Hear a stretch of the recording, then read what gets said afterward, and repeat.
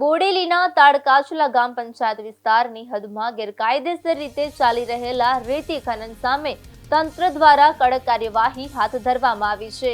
ખાણ ખનીજ વિભાગે સ્થળ પર દરોડો પાડી એક ભારે મશીન તેમજ 4 વાહનો જપ્ત કર્યા હોવાનું સામે આવ્યું છે। ગ્રામજનોએ જણાવ્યું હતું કે આ વિસ્તારમાં લાંબા સમયથી રાત દિવસ બેફામ રીતે રેતી ખનન ચાલી રહ્યું હતું।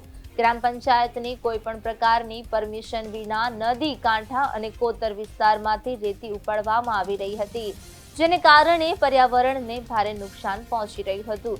આ ગેરકાયદેસર ખનનના કારણે નદીનો કુદરતી પ્રવાહ ખોરવાઈ રહ્યો છે। સાથે સાથે આસપાસના ખેડૂતોના ખેતરો, ગામના રસ્તાઓ તેમજ પીવાના પાણીના સ્ત્રોતોને પણ ગંભીર અસર પહોંચી છે। ગેરકાયદેસર ખનન પાછળ સંડોવાયેલા જવાબદાર વ્યક્તિઓ સામે કડક કાર્યવાહી કરવા ગ્રામજનોએ માંગ કરી છે। આજે આવી ગયા છે આપણે તાડકાટલા મુકામે, જ્યાં ગત રોજ ગેરકાયદેસર રીતે ખનન થતું હતું તે મશીનોને પકડવામાં આવ્યા છે ખાણ ખનીજ દ્વારા। આજે આપણે તે વિષયની તે સ્થળની મુલાકાત લઈને આજે આપણે ગ્રાઉન્ડ રિપોર્ટ લેશું। ગેરકાયદેસર રીતે 1.5 થી 3 મહિના સુધીનું કન્ટિન્યુઅસ માઇનિંગ થતું હતું, તો આ 1.5 થી 3 મહિના વચ્ચે કેમ કોઈ અધિકારીને જાણ નથી થઈ? જો આટલી મોટો વિસ્તાર ખોદવો મોટી વસ્તુ નથી અને 1-2 દિવસનું કામ નથી, પરંતુ આ આટલી મોટી વિસ્તાર છે।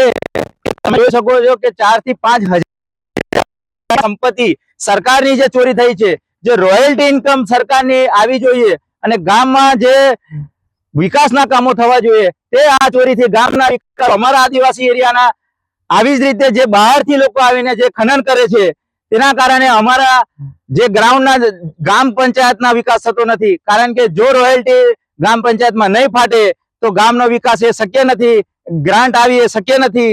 રેત કંતનની જે ગ્રાન્ટ આવે છે, અગર જો આ પંચાયતની જમીનમાં આ જ રીતે થશે તો અમારા આદિવાસી વિસ્તારોમાં કઈ રીતે દર્શક મિત્રો વિકાસ થશે? જે રીતના સરકાર કહી રહી છે કે દરેક ગામને વિકાસ થવો જોઈએ અને દરેક ગ્રામ પંચાયતમાં જ આવક નહીં હોય તો સરકાર પણ શું કરવાની છે? તે જ રીતે અમે પણ ગ્રામજનોને પણ કહીએ છીએ કે જો કોઈ પણ રીતનું આ રીતે બહારથી આવેલા માણસો, જેમ કે લોકલ, જો અગર એક ટ્રેક્ટર પકડીને ભરતા હોય છે તો એને અડધો કલાકની અંદર પકડી લેવામાં આવે છે અને નાના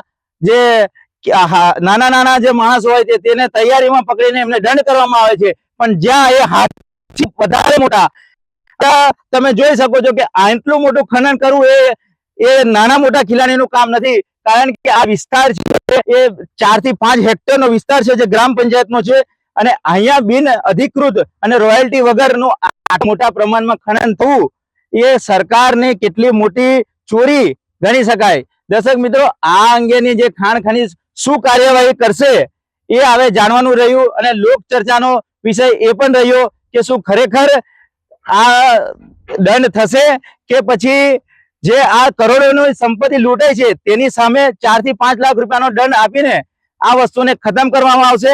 આ જ રીતના કૃત્યો થાય છે છોટાઉદેપુર જિલ્લામાં, તેના જ કારણે જે આ ભૂમાફિયાઓ છે એ બેફામ બન્યા છે। કારણ કે જો 4-5 લાખ જે એમને દંડ થાય તો એમના માટે 2 દિવસનો ખેલ હોય છે। કારણ કે જ્યાં 5 કરોડ ને 10 કરોડની કમાણી હોય છે તેમની સામે 5-6 લાખ રૂપિયા તો એમના માટે કઈ જ નથી હોતું। દર્શક મિત્રો, એટલે જો આ જિલ્લામાં આ જ રીતનું કૃત્ય રહ્યું તો આ લોકોને રોકવા માટે કોઈ જ નહીં આવે। કારણ કે 5-6 લાખ રૂપિયા તો એમના માટે દંડ ભરવો એ તો એક રમતની વાત થઈ જાય છે અને દંડ ભર્યા પછી ગ્રામજનો પણ તેને અટકાવી શકવામાં કે સરકારને એનામાં પર ભરોસો ઉતરી જાય છે, અધિકારીઓ પરથી પણ ભરોસો ઉતરી જાય છે।